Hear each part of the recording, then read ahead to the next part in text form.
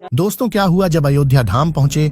सैकड़ों वानरों, गिद्धों और भालुओं के झुंड देखे गए हैं, मगर अब एक और बड़ा चमत्कार हो गया है। बताया जा रहा अयोध्या के आसपास फिर से एक बार हिरणों का झुंड देखा गया है। अब तो राम जी से जुड़े पशु पक्षी राम मंदिर के दर्शन करने के लिए आगे बढ़ रहे हैं। राम मंदिर प्राण प्रतिष्ठा से पहले ऐसा चमत्कार देखकर सभी लोगों के रोंगटे खड़े हो गए और इसी के साथ राम जी के भक्तों के अंदर एक नई ऊर्जा देखने को मिल रही है। सीता जी की जनकपुरी से अब तो राम जी के लिए बहुत सारे भक्त आ रहे हैं। वो भी पैदल, कोई कुछ ला रहा है तो कोई कुछ और। बताया जा रहा है कि एक साथ 500 पोटरी बांधकर अयोध्या में ला रहे हैं। वही आपने देखा होगा कि बड़ोदरा में बनाई गई 108 फुट लंबी अगरबत्ती अयोध्या में भेजी गई है। नए मंदिर में रामलला की पहली आरती राजस्थान के जोधपुर से भेजे गए घी से होगी। इसके लिए राजस्थान से 650 किलो घी अयोध्या पहुंच गया है। खास बात यह है कि ये घी न ही ट्रेन से आया है और न ही बस या कार से आया है, बल्कि यह रथ यानी कि बैलगाड़ी से अयोध्या तक लाया गया है। और वही बताया गया है कि फर्रुखाबाद से राम भक्तों ने अयोध्या में 8 जनवरी को 21 कुंतल का घंटा भेजा है। बताया जा रहा है कि यह घंटा भारत का सबसे बड़ा घंटा है। जब यह घंटा राम मंदिर के अंदर बजेगा तो इसकी आवाज 20 से 25 किलोमीटर तक जाएगी। भारत के इतिहास में 22 जनवरी का दिन सुनहरे अक्षरों में दर्ज किया जाएगा। ये पल सभी के लिए बहुत खास और ऐतिहासिक होने वाला है। सभी राम भक्त इस ऐतिहासिक पल के साक्षी बनेंगे। दोस्तों, इस बात पर तो वीडियो को एक लाइक कर दीजिए और कमेंट में लिख दीजिए जय श्री राम। बता दें कि श्री राम जन्मभूमि अयोध्या में 70 एकड़ भूमि पर बने भव्य राम मंदिर में रामलला की मूर्ति की प्राण प्रतिष्ठा 22 जनवरी को होनी है। इस तारीख का सभी को बेसब्री से इंतजार है। लगातार भक्तों में मंदिर के उद्घाटन की उत्सुकता बढ़ती जा रही है। साथ ही अयोध्या के अलावा भी पूरे देश के कोने कोने में हर्ष और उल्लास देखने को मिल रहा है। इस भव्य कार्यक्रम की तैयारियां अंतिम दौर में हैं। राम मंदिर की प्राण प्रतिष्ठा का कार्य हफ्ते भर चलेगा। अब जैसे जैसे प्राण प्रतिष्ठा का समय नजदीक आ रहा है, वैसे वैसे कई चमत्कार अयोध्या में देखने को मिल रहे हैं। दोस्तों, आखिर अयोध्या में क्यों पहुंच रहे हैं सैकड़ों की तादाद में भालू और बंदर? आखिर कहां से आ रहे हैं इतने बंदर? क्या यह राम मंदिर दर्शन के लिए आ रहे हैं या फिर कुछ और ही मसला है? आइए जानते हैं। दोस्तों, प्रभु श्री राम ने रामेश्वरम से लंका जाने के लिए राम सेतु का निर्माण किया था। तब उस राम सेतु को बनाने के लिए वानर सेना ने महत्वपूर्ण भूमिका निभाई थी। ऐसा भी कह सकते हैं कि बिना वानर सेना के राम सेतु बनना असंभव था। साथ ही साथ अन्य पशु पक्षियों ने भी राम सेतु बनाने में अपना अनमोल योगदान दिया था, जिसमें कई गिलहरियां, भालू, गिद्ध शामिल भी थे। यानी कि सभी की मेहनत का परिणाम हमें आज एक मजबूत राम सेतु के तौर पर देखने को मिलता है। इसके बाद प्रभु श्री राम ने रावण का वध किया और वापस अयोध्या लौटे और तब धूमधाम से दीपावली पर्व मनाया गया।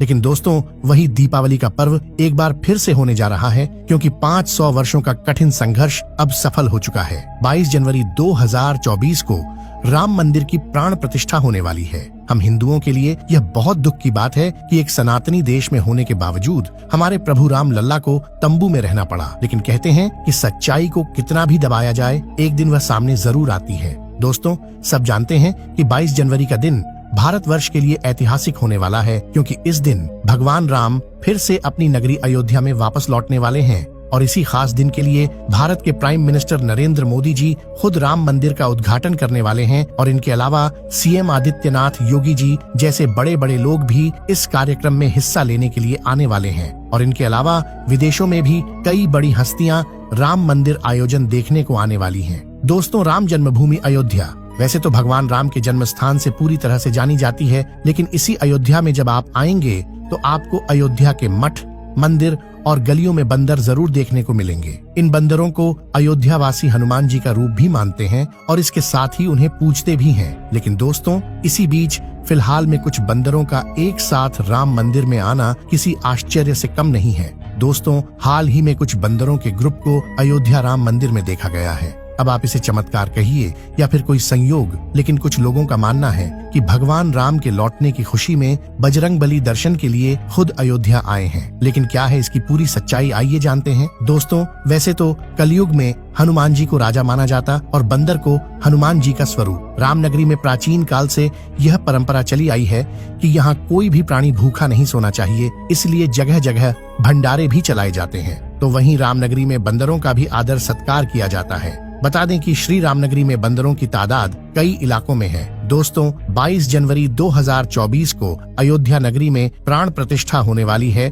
और उसमें मुख्य रूप से 5 लोगों की भागीदारी रहेगी। खबर आ रही है कि अयोध्या में प्रधानमंत्री मोदी जी, उत्तर प्रदेश के मुख्यमंत्री आदित्यनाथ योगी जी, गृह मंत्री अमित शाह जी और आनंदी पटेल रहेंगी और साथ में धार्मिक मान्यताओं का पोषण करने वाले वैदिक गुरुओं को भी शामिल किया जाएगा। अयोध्या इस वक्त विश्व का मानक बना हुआ है। अब इस वक्त वैश्विक स्तर पर लोग अयोध्या को देखने के लिए इंटरेस्टेड हो रहे हैं। आपकी जानकारी के लिए बता दें कि इस वक्त गिद्धों का विशाल समूह अयोध्या के मिल्कीपुर में पहुंच चुका है। जानकारी के मुताबिक दर्जनों बार गिद्धों का झुंड देखने को यहाँ मिल रहा है। भगवान राम अब महल में विराजमान होंगे। उसका स्वागत समारोह में जटायु सम्मिलित होकर अपनी सहभागिता सुनिश्चित करेंगे। दोस्तों, भगवान श्री राम के चाहने वालों की संख्या इतनी ज्यादा है कि देश विदेश से भी श्रद्धालुओं का उमड़ना यहाँ शुरू हो गया है। अब कुछ दिनों बाद यहाँ राम लला अपने भव्य मंदिर में विराजमान हो जाएंगे। वहीं कुछ लोग जल्दी से शुरू होने वाले मर्यादा पुरुषोत्तम भगवान राम एयरपोर्ट के जरिए इस भव्य राम मंदिर की प्रतिष्ठा समारोह में पहुंचने की तैयारी कर रहे हैं। यहाँ तक कि कुछ लोग तो अभी से भगवान राम के दर्शन के लिए पैदल यात्रा पर निकल चुके हैं। दोस्तों, अयोध्या नगरी में विराजमान होने वाले हमारी आस्था के प्रतीक श्री राम के दर्शन के लिए आपकी क्या प्लानिंग है, कमेंट में बताएं। दोस्तों, अयोध्या में राम मंदिर निर्माण और उसका उद्घाटन लगातार सुर्खियों में धार्मिक अंतर्राष्ट्रीय इम्पोर्टेंस के स्थान पर विकास की नई हिस्ट्री लिखने की तैयारी है। तमाम मॉडर्न व्यवस्थाओं के साथ साथ यहाँ शहर में सुविधाओं और व्यवस्थाओं का विकास किया जा रहा है। अयोध्या में एयरपोर्ट, रेलवे स्टेशन के साथ साथ बस टर्मिनल और आवागमन को सुगम बनाने वाली तमाम सुविधाएं विकसित की जा रही हैं। अयोध्या आने वाले यात्रियों को एयरपोर्ट और रेलवे स्टेशन के साथ साथ अंतर्राष्ट्रीय बस अड्डा यानी कि ISBT की सौगात भी मिली है। इसे कई फेज में विकसित किया जाएगा। यहाँ दूसरे राज्यों से आने वाले यात्रियों के लिए तमाम जरूरी सुविधाएं मिलने वाली हैं। यात्री सहायता केंद्र, बसेरा और प्रतीक्षालय जैसी सुविधाएं विकसित की गई हैं। बता दें कि श्री राम समारोह में शामिल होने के लिए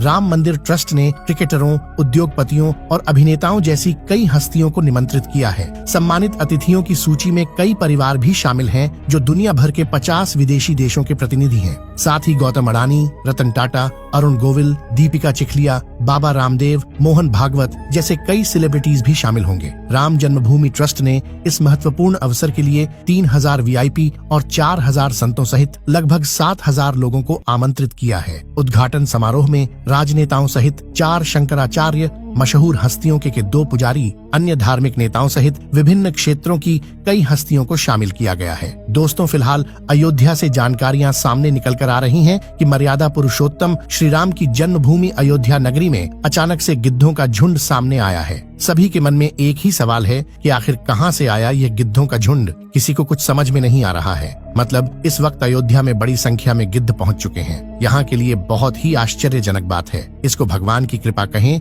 या कुछ और, पशु पक्षी सहित अयोध्या में अब जटायु भी आ गए हैं। लोगों का मानना है कि निश्चित यह भगवान राम का प्रभाव है। दोस्तों, वर्षों पहले इन गिद्धों को बड़े बड़े खेतों में और जंगलों में घूमते हुए देखा जाता था, लेकिन आजकल उनकी जाति निरंतर विलुप्त होती जा रही है। अब फिर से आध्यात्मिक नगरी अयोध्या में इन गिद्धों को फिर से देखकर खुशी हो रही है। लगता है आध्यात्मिक नगरी अयोध्या में दिव्य शक्तियां भी बराबर अपना काम कर रही हैं। दोस्तों, अगर आप भी एक सनातनी हैं और श्री राम व हनुमान जी के सच्चे भक्त हैं तो कमेंट में लिखिए जय श्री राम। वीडियो को लाइक करिए, शेयर कीजिए अपने घर वालों के साथ, अपने दोस्तों के साथ और चैनल को सब्सक्राइब करके बेल आइकन प्रेस कर लें।